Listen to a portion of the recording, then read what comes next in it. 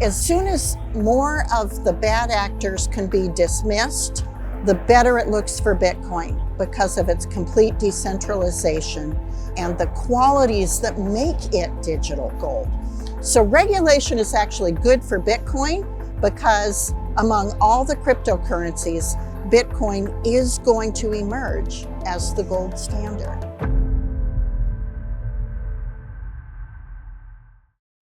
As the digital assets industry continues to grow in adoption and attention, many elected leaders in Washington still conflate crypto with Bitcoin. Bitcoin could be displaced by Ether, which could be displaced by Dodge, which could be displaced by Hamster Coin. There's Bitcoin, which stands alone, and then there is a constellation of so-called altcoins, most of which are centralized crypto variations of the fiat system we have now. Luckily, there are some lawmakers who do understand the difference.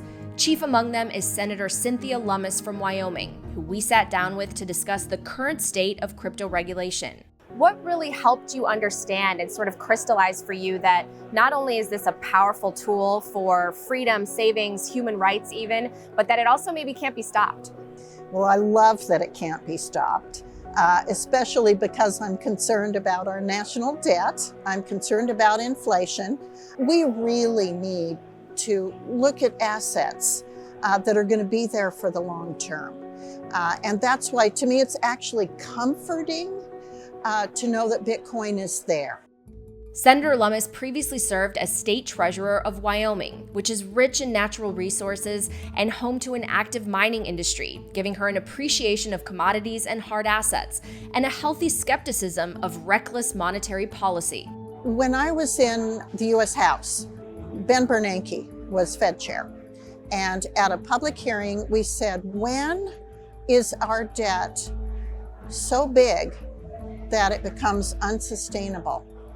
And his answer was, I don't know, but we're not there yet.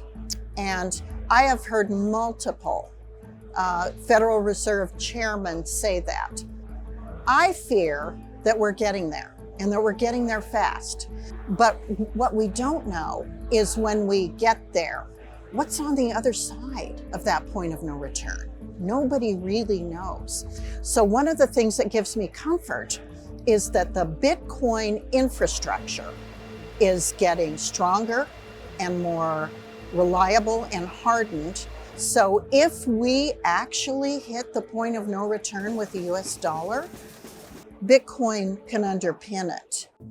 The senator, who was first introduced to Bitcoin by her daughter and son-in-law, has found allies in Congress to address Bitcoin's sustained march toward mass adoption and provide clarity for regulators and investors, including developing the bipartisan Responsible Financial Innovation Act.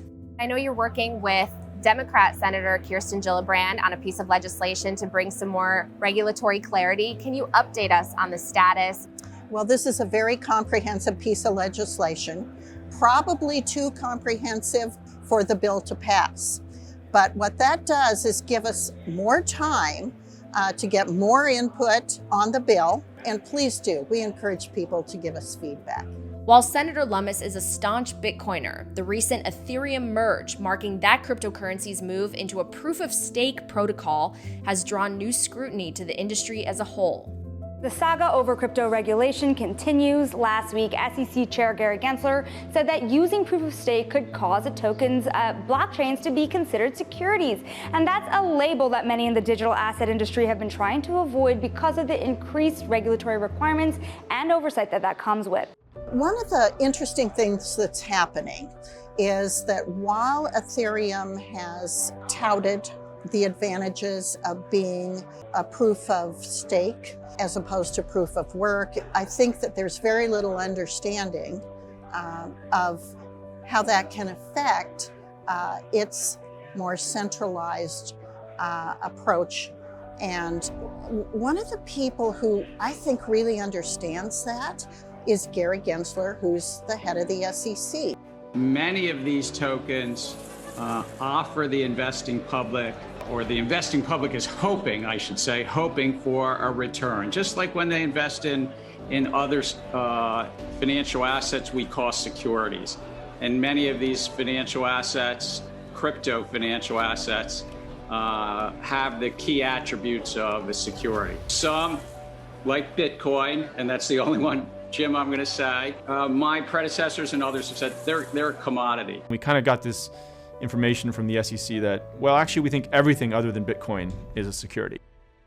Some Bitcoin holders are adamant against regulation by big government, while others believe it's not only inevitable, but could provide the clarity needed for greater retail and institutional adoption, especially as regulators increasingly distinguish between Bitcoin and other cryptocurrencies.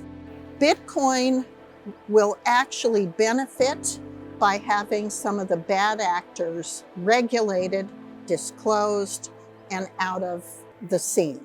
Because for some people, they don't understand the difference between Bitcoin and an altcoin.